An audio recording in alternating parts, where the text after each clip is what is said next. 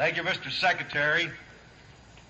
And before I present to my folks here at home our very distinguished and honored guest, I know that he will pardon me if I take advantage of the very short time that I have to also pay a tribute to those pioneers of this area, those who were called dreamers in their day, who conceived the idea of the development of the great Columbia Basin. Many of them have passed on.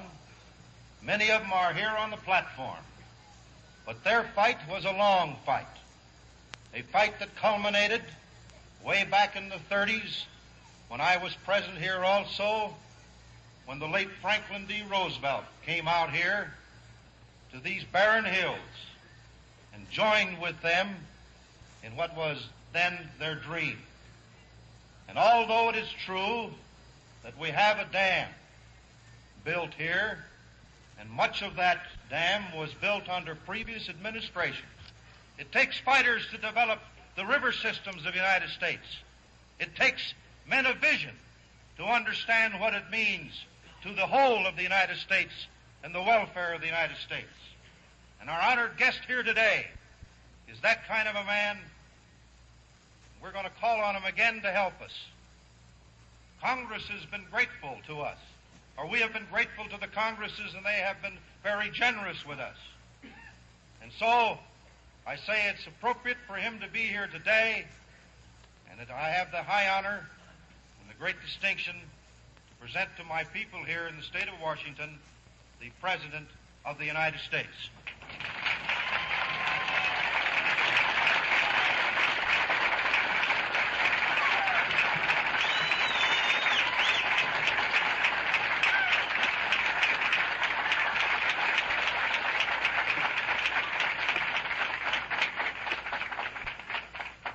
Thank you, Senator Magnuson. I didn't know I was that good.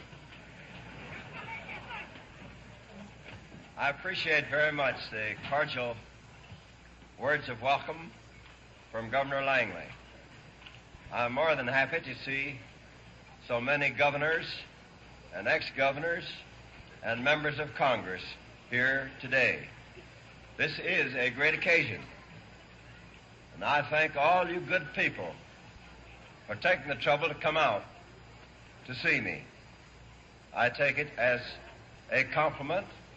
I take it that you are interested in the public welfare and that you're interested in national public works. As you know, I'm on my way up at this time to make things more plain and understandable with the people who run this country. This government is a government of and by and for the people. The only two men who are elected by all the people are the President and the Vice President. And I'll say to you that the Vice President has been doing his duty in going around over the country explaining to the people what we're trying to do and why we're trying to do it. I made it a point this time, and I had to, when I agreed to come out here to dedicate this great public project, to travel across the country and report to the people, just as I report to Congress once a year. This is an inspiring occasion. We've come here to dedicate Grand Coulee Dam, one of the mightiest structures man has ever built. I stood over there a while ago and listened to the statistics on it, and it's almost unbelievable. It's almost unbelievable. With this dam, man's ingenuity and perseverance had dramatically transformed the energy of a mighty river into a great new source of national strength. At the foot of this dam is the world's largest power plant. It is already generating more low-cost electric energy than any other plant in the world. And it's not through yet. Behind this dam is a reservoir which extends 150 miles to the Canadian border. The water in that reservoir not only generates electricity, it helps to prevent floods, and soon it will pour forth to irrigate thousands of acres of land which are now desert. Grand Coulee Dam, with its tremendous power and irrigation benefits, is an instrument of our democracy, forged to contribute to a better life for ourselves and our children. This dam was not built by accident. It is here because men with vision and determination fought for its construction. Men in the state of Washington, many of whom are here today, saw what this dam could mean to the Northwest and to the nation. President Franklin Roosevelt, whose name honors the reservoir behind the dam, transformed their vision into reality. This dam had to be fought for. It had to be built over furious opposition. You remember what its opponents said. One congressman said, "Up in the Grand Coulee country, there is no one to sell power to except coyotes and jackrabbits, and there never will be." I hope he's here today. I sure hope he's here today. The other opponents of Grand Coulee said it would be a white elephant. They said it would be of no more value than the pyramids. We can laugh today at such foolishness. Right now, the generators at this dam are being run at overcapacity, straining to meet the soaring demands for power all about us in the Pacific Northwest. In this land that was called the land of coyotes and jackrabbits, new jobs, new industries, new opportunities have been created. Today, those who oppose Grand Coulee are trying to cover their tracks. They're trying to jump on the bandwagon, but they can't erase the record. They did not understand then, and they do not understand now the progressive steps that are necessary to keep our democracy strong and confident and moving forward. The fundamental error of those who opposed Grand Coulee was their failure to understand that the United States is a growing, dynamic country. They saw no need to plan and work for a greater future. The way things were was good enough for them. But the American people have never been satisfied with the way things have been in the past. Our whole history is a record of eager striving to make things better. 100 years ago, out here in the Northwest, men and women were opening up new frontiers along the Oregon Trail. They struggled and fought to create farms and cities out of the wilderness.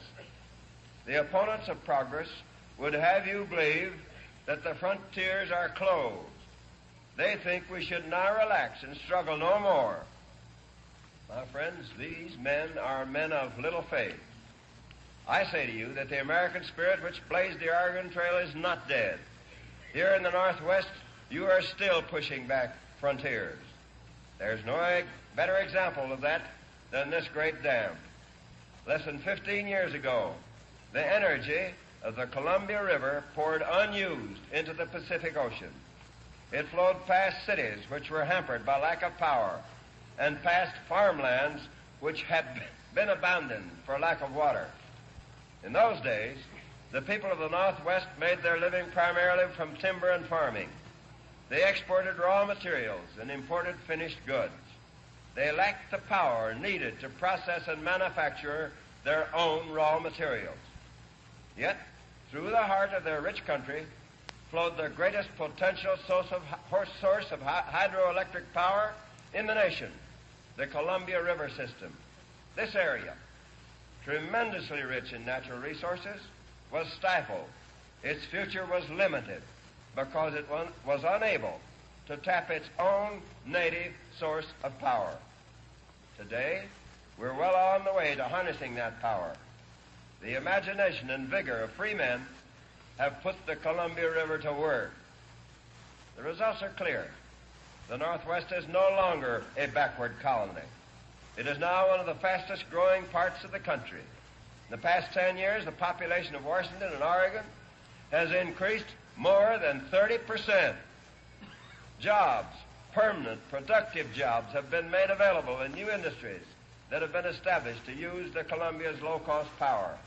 In the past 12 years, 11 new plants alone have paid more than $135 million in wages and nearly $50 million in taxes. Power from the Columbia has not only served industry, it has made life easier in homes and on farms.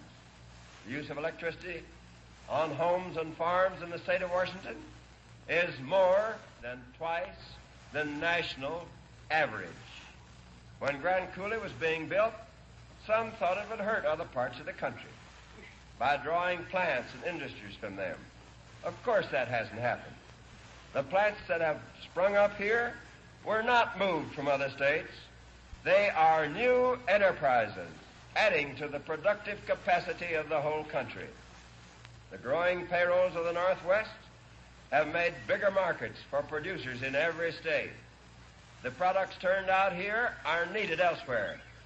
Nearly half the aluminum of the United States is being produced along the banks of the Columbia.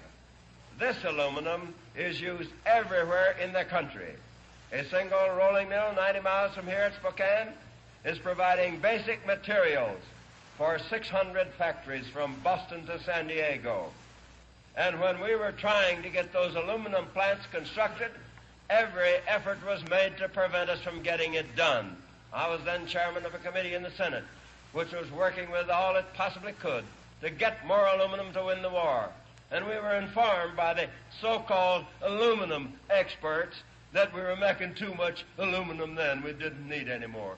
We were turning out about 300 million pounds a year then, and now we're turning out more than 3,800 million pounds, and we're short.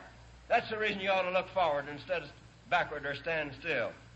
What's happened here is what happens in the case of underdeveloped areas everywhere, in our country, in the world. Sound, productive investment always makes bigger markets and more jobs. Not only is Grand Coulee contributing to the growth and strength of the nation, it is also a paying proposition from the standpoint of the taxpayers. When the dam was being built, it was attacked as a colossal waste of public funds. Well, that was just a colossal misstatement.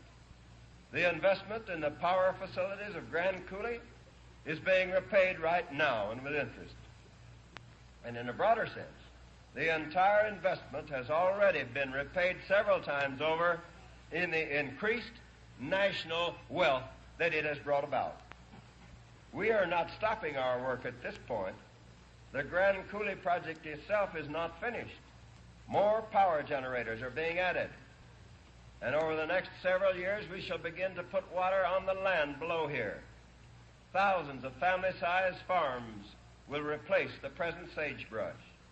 Elsewhere in the Northwest, work on other dams is proceeding. Hungry Horse Dam in Montana, Chief Joseph Dam just down the Columbia from here, McNary Dam on the Oregon-Washington border are all under construction. These and other dams are part of the great work that must be done to produce power, promote inland navigation, reclaim land for cultivation, and prevent destructive floods. But even more than this is involved in the development of the resources of this area for solid growth. Forests and grasslands should be placed on a permanent, sustained yield basis. Soil should be conserved and improved. Fisheries should be protected and enhanced. Mineral resources should be opened up and developed. All this work can and should go forward together. Resources that occur together in nature must be developed and improved together. I can't emphasize that too strongly. Resources that occur together in nature must be developed and improved together. This is the goal we're working toward here in the Northwest. It's the same goal for which we're working in other parts of the country. In the Central Valley of California, we are developing great power resources. With the help of that power, we are redirecting the available water of the Sacramento and the San Joaquin rivers to bring about the most productive agricultural use. In the Colorado River Basin, we are working to achieve the most sensible uses of the very limited water supply and to expand the power supply throughout the basin. Down in the Texas, Oklahoma, and Arkansas area, a number of dams are producing power and others are being built. In that area also, as in the lower Mississippi Valley, soil conservation, flood control, drainage, and navigation work is going forward. In the southeastern states, we're moving ahead with the construction of flood control and power dams on the Savannah River, the Roanoke, and other streams. In that area also, it is necessary to shift land uses to conservation farming and to restore the pine forests. The northeastern part of the country has great possibilities for the development of additional hydroelectric resources. Power from the redevelopment of Niagara Falls and from the St. Lawrence Seaway project will be as nearly as cheap as the power out here in the Northwest, and it is just as badly needed. We should construct these projects as soon as possible, and there are also power sites on the rivers of New England which should be developed soon. In the Ohio Valley and around the Great Lakes, the principal work that is being done is on flood control, navigation, and soil conservation. There is also much need for reforestation. The Missouri River Basin is so large that it requires consideration of all aspects of resource development. From the high plains in the west to the humid areas of the lower Missouri, this basin presents perhaps the most complex problem of all.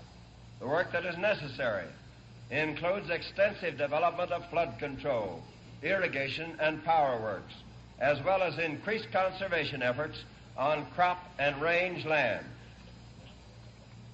I've left until last the mention of the Tennessee Valley. In that valley, we've made more progress than in any other. There, the idea of coordinated planning for all resources was first worked out and most completely applied. The Tennessee Valley Authority has been outstandingly successful in its area. We've worked out a set of recommendations for a Columbia Valley administration, which builds on that successful experience, but recognizes the different circumstances out here. Take one simple example.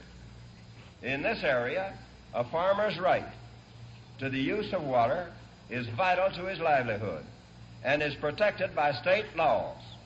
This is the way it should be, and the Columbia Valley administration I have recommended would have no power to tamper with anyone's water rights. The private power lobby and other people who have selfish interests to maintain say the Columbia Valley administration would be a super state. Of course that's not true. Ask the people in the Tennessee Valley. Ask the mayors of the cities and the governors of the states in that valley whether the state and local governments are stronger or weaker as a result of the progress TVA has brought. Ask them whether they have more or less influence on what happens in their valley, with an agency that has its headquarters right there where they can deal with it at first hand. They will tell you that the TVA is the greatest thing that ever happened in their part of the country. I believe the Columbia Valley administration is a necessary step in the sensible, democratic development of the resources of the Northwest.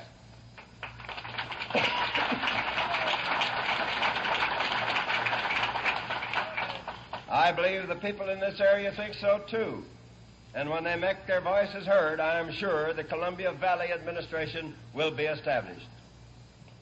We have embarked all over the country on the task of fully developing our resources for all the people. This is a job that will take many years to complete. It will require sound and careful planning. But it is a work that fires the imagination. We are undertaking to use the resources we have so that they will grow and not diminish over the years. We intend that our children and their children shall live in a more productive and a more beautiful land than we do. We shall not get the job done, however, by sitting still. We must continue to take positive action, and we shall have to continue to overcome the opposition of those who do not understand the greatness of our goal and who fear some impairment of their selfish interests. We will meet opposition from private power groups, many of them. There are, of course, honorable exceptions. Many of them do not want the energy of our rivers put to use as power and sold to the people at cost. We've already met this opposition in building federal projects, and the people have met the same opposition in localities where they wanted to establish local public power agencies, such as public utility districts and REA cooperatives. This opposition of the private power companies is wrong.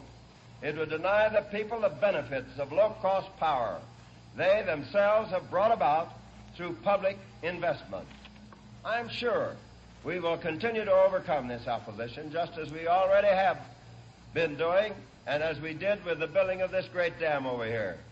Just as the people in Nebraska have done that, in large parts of Washington and Oregon and other sections of the country, where they've decided to distribute power through public bodies and cooperatives.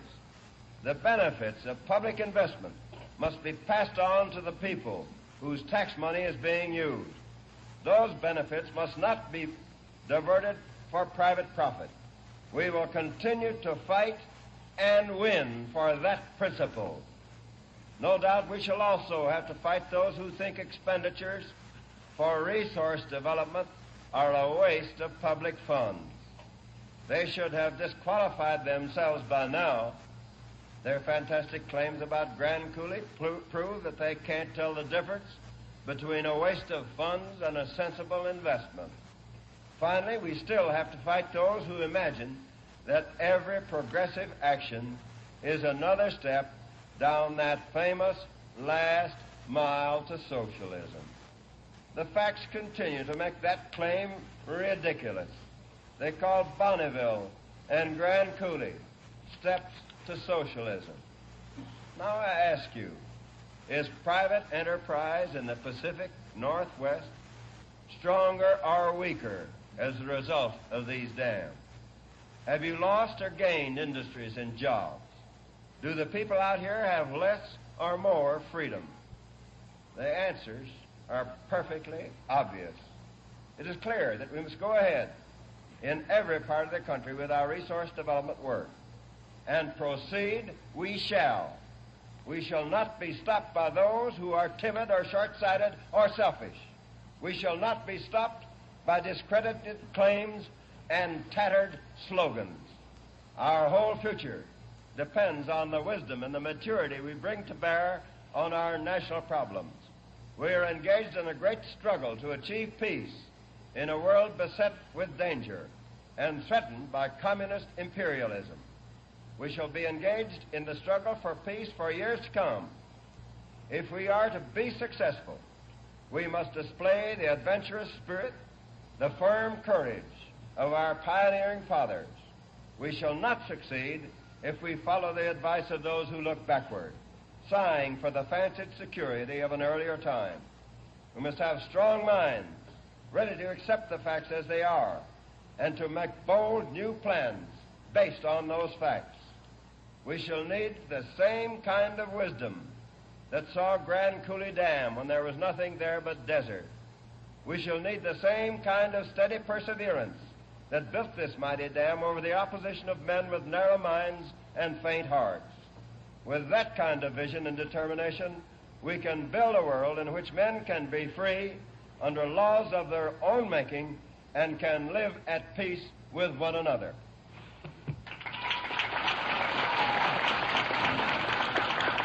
From Grand Coulee Dam in Washington in the Pacific Northwest, you have just heard a transcribed address by President Harry S. Truman. The President spoke at dedication ceremonies at the dam. He was introduced by Senator Warren G. Magnuson, Democrat of Washington. This broadcast has been presented by the CBS Department of Public Affairs.